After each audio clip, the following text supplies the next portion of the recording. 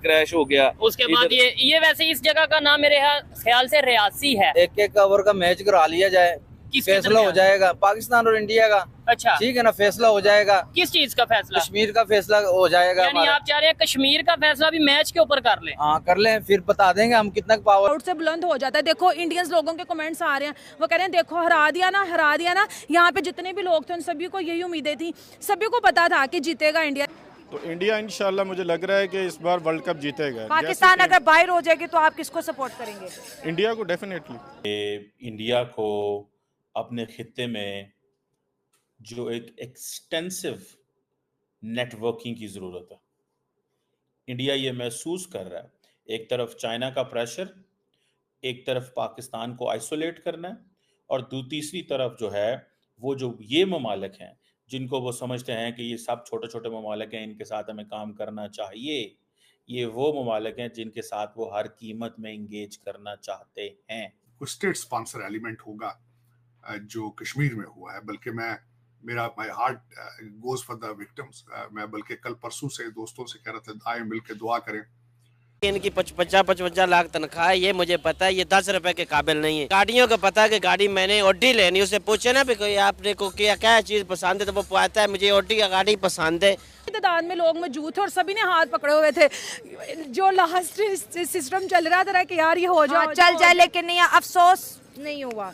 क्या कहूँ यार, मेरे सामने होते इतना मैंने इनको मारना था, मार के इनका मैंने कीमा बना देना था। नहीं बस कीमा नहीं बनाना, क्या मैं करूँ, बहुत मुझे दुख हुआ, बहुत कीमा नहीं बनाना, लेकिन हमें इन्होंने इंसल्ट करवा के रख दिया। अब ये वही बच्चों की तरह दोबारा आएंगे, उसमें पार्टिसिपेट करेंगे, खेलेंगे, दोबारा आएंगे। मैं तो कहती हूँ इनको यहाँ पे आ जाना चाहिए और इनको एक जेल में इंटरनेशनल वर्ल्ड कप को बाय बाय बोल देना चाहिए। मुझे लगता है इनमें कैलिबर है, इनमें कुछ है ही नहीं। वहाँ पे $25 लेकर खाते हैं पीते हैं, ये जाते ही इसीलिए हैं।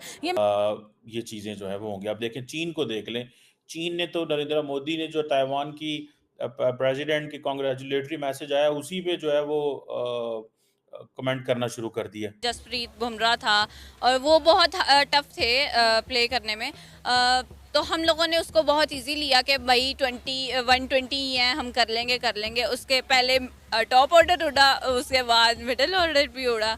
तो मैं कहती हूँ कि बैटिंग बिल्कुल भी नहीं अच्छी थी, जिसकी वजह से हम लोग जो है ना वो मैच हार गए। क्योंकि यार तुम लोग डूब के मर जाओ, अमेरिका गए, उम्मीदें तो मुझे इनसे पहले भी 0 की थी, लेकिन फिर भी मुझे था कि यार शायद इतनी इंसल्ट सुनने के बावजूद ये शायद अपनी परफॉर्मेंस को थोड़ा बेहतर कर ले, जीते नहीं लेकिन अच्छा कर ले, लेकिन उन्होंने वही किया जिसका सभी पाकिस्तानियों को डर था। 16 ओवर तक तो जीता ही हुआ था भाईजान। नहीं होता क्या समझ रहे हो? नहीं, भाई चांस हो ही जाता है यार, छोटे मोटे मैच है ये तो। आप पहले बताएं पाकिस्तान इंडिया के मैच में हारा जीता कौन है? इंडिया जीता। इंडिया जीता, तो बात खत्म हो गई ना।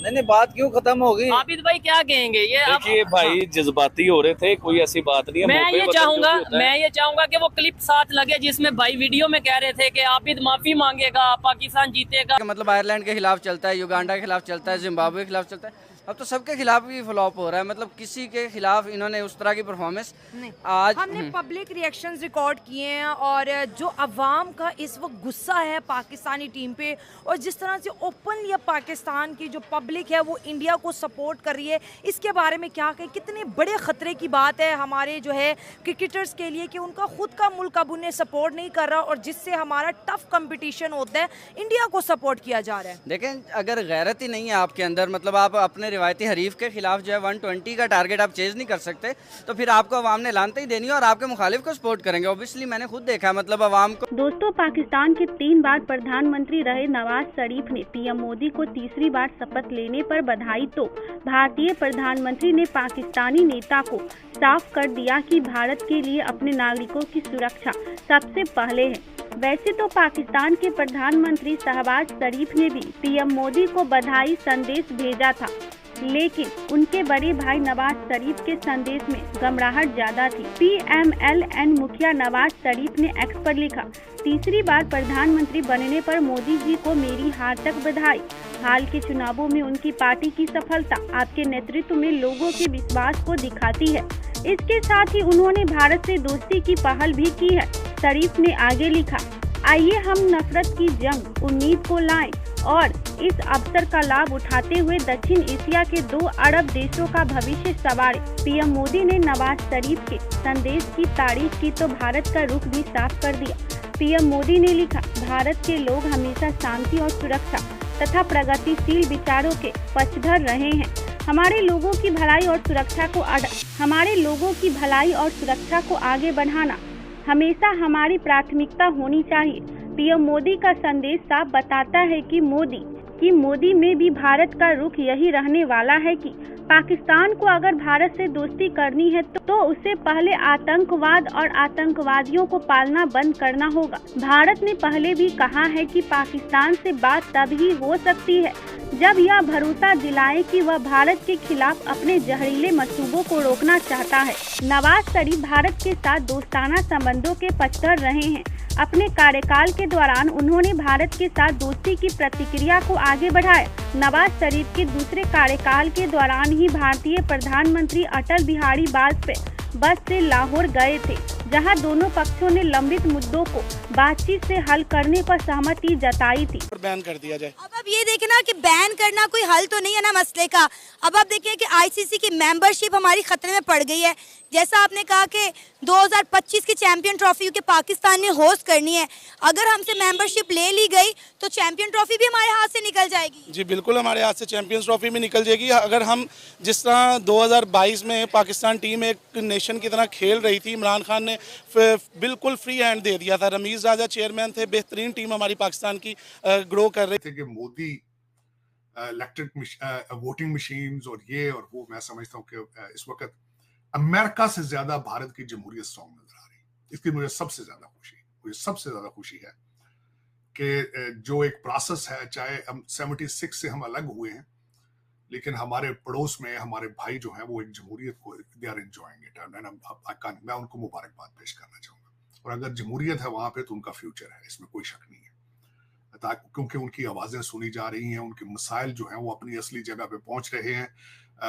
जो लेजिस्लेटिव असेंबली है वो उनकी मर्जी के मुताबिक आगे बिहेव करेगी, चाहे जिस तरह भी हो।